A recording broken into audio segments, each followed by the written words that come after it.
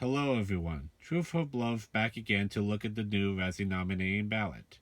Before we begin, we have a bit of disclaimer here. You see, even though they saw a bunch of bad movies, they say they didn't think there were that many bad actresses this year.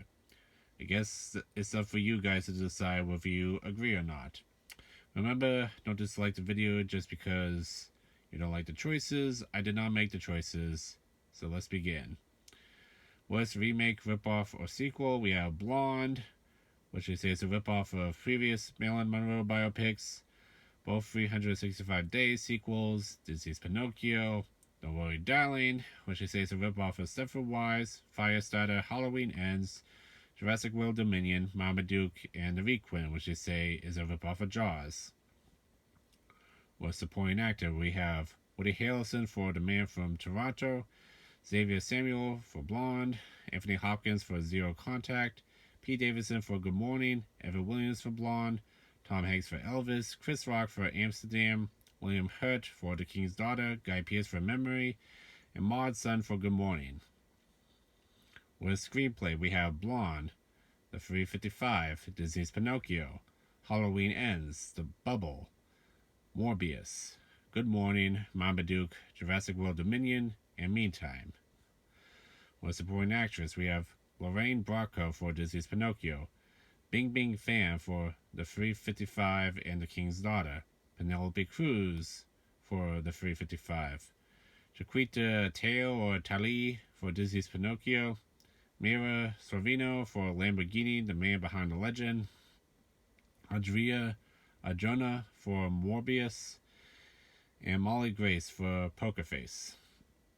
West director, we have Daniel Espinosa for Morbius, John Hamburg for Me Time, Machine Gun Kelly and Maud Sun for Good Morning, Mark Dip or Dippy, Young Ki Lee and Phil Nibelink for Marmaduke, Katie Aselton for Mac and Rita, Judd Apatow for The Bubble, John McNamara for The King's Daughter, Andrew Dominic for Blonde, Russell Crowe for Poker Face, and Robert Zemeckis for Disney's Pinocchio.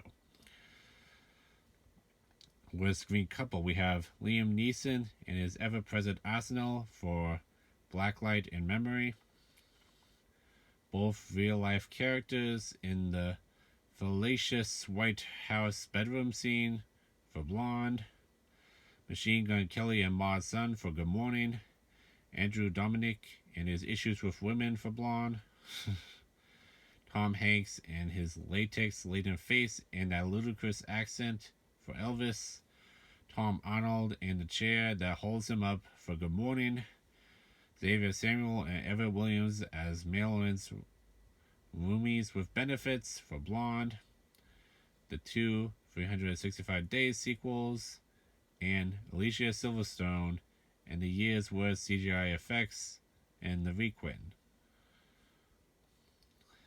Worst actress, we have Alicia Silverstone for The Requin, Diane Keaton for Mac and Rita, Naomi Watts for The Desperate Hour, Naomi Aki for Whitney Houston, I Want to Dance with Somebody, Bryce Dallas Howard for Jurassic World Dominion, Ryan Kira Armstrong for Firestarter, and Kea Scoldelario for The King's Daughter.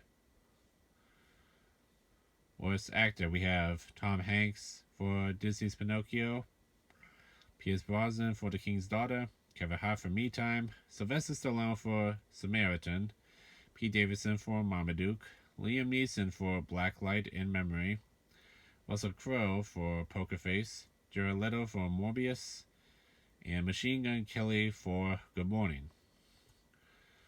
So, worst picture, finally, we have Morbius, Blacklight, Me Time, Disney's Pinocchio, Blonde, Poker Face, Good Morning, The Bubble, and The King's Daughter. Well, yep, that's about it. Before I go, I want to kind of give a mini rant here. Yeah, so two of the worst supporting actors I really don't agree with. One is Chris Rock. I haven't heard anyone say anything bad about him in that movie. especially not in particular compared to all the other actors. As far as I know, everyone I heard did a good job. It's mainly the script and director's fault. So I don't know what's going on here. The only thing I can think of is that they're trying to cash in on the incident that happened at the Oscars.